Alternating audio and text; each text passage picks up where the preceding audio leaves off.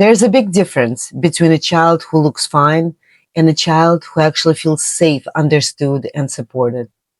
So if we truly want to support autistic children, not just manage them, not just include them, but actually understand them, we have to go deeper than just behavior charts and strategies, and we have to start asking better questions. We have to stop relying on a version of autism that's the easiest for the world to understand, because autism is not just what you see. It's internal, it's sensory, it's neurological. So it would be helpful to learn about things like sensory processing. How do they experience world through their senses? Touches, sounds, how it impacts them in their everyday life. And how do they feel about what's happening inside of their bodies? Hunger, tension, discomfort, a different way of focus. Sometimes they have a very deep focus on one thing, and sometimes they're not able to focus on the activity for a very long time. Predictive processing. How do they respond to changes in the environment? How do they handle transitions from one activity to another? What is masking? Are they really feeling comfortable or they're masking what they're feeling? Autistic burnout. It's an exhaustion from coping for a very long time. Or when they experience shutdowns and temporarily they cannot respond. Demand avoidance is when they avoid tasks due to overwhelm. And their nervous system itself, how their nervous system reacts to different situations, daily situations. Because without understanding these, we're just going to respond to the behavior without understanding what's causing this behavior.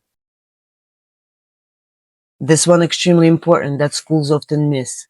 Compliance doesn't directly indicate well-being. Sometimes a child might look fine, but only because they learn that showing certain behaviors is not safe in this environment. So as teachers and professionals, we need to ask ourselves this question. And if you're a parent, you need to look for these in your child's classroom. Do I feel more comfortable with quiet, compliant children? Do I assume that stillness means regulated? Do we praise children for coping without noticing what it's costing them? Are we rewarding masking without even realizing it? Because a child who is silent is not always a child who is okay. And before we start managing the behavior, we can ask, what is this behavior doing for them? Because behavior is not random. It could indicate protection, communication, sensory regulation, escape from overload, an attempt to regain autonomy, or a body that's just saying, I can't keep doing this. So instead of trying to stop and manage the behavior, let's get curious about it. Because when we understand the reason for the behavior, we stop fighting the child and we can start supporting him. And what do we do before the crisis, not just during it? Because real support doesn't start at meltdown, it should start before. It's easy to react when things fall apart, but it's about what we put in place before so the child doesn't reach that point.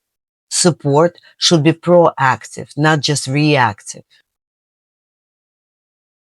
And let's look at our environment.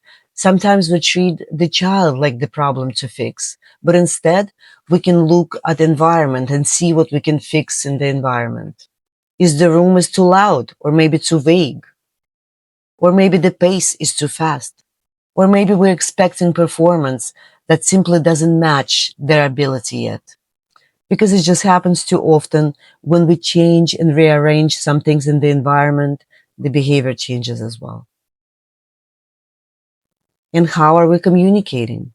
A lot of overwhelm doesn't come from the task itself, but it comes from how it's delivered.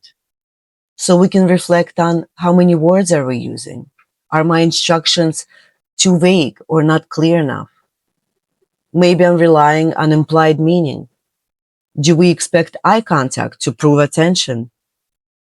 Are we using urgency, pressure, or even subtle shame? Because communication and the way we deliver it can either create safety or create a lot of stress. Also, do we just say inclusion? Or are we actually making room for autistic ways of being? It's one thing to say, autistic children are welcome here and this classroom is inclusive. But it's an entirely different thing to say autistic ways of being are welcome here too. This means you allow and accept different ways of body language, different ways of eye contact, different ways of playing, different ways of pacing, and different ways of emotional expression. Not forcing children to fit in into the system, but allowing the system to expand around them. Because the goal is not to give ourselves a little pat in the back for being very inclusive.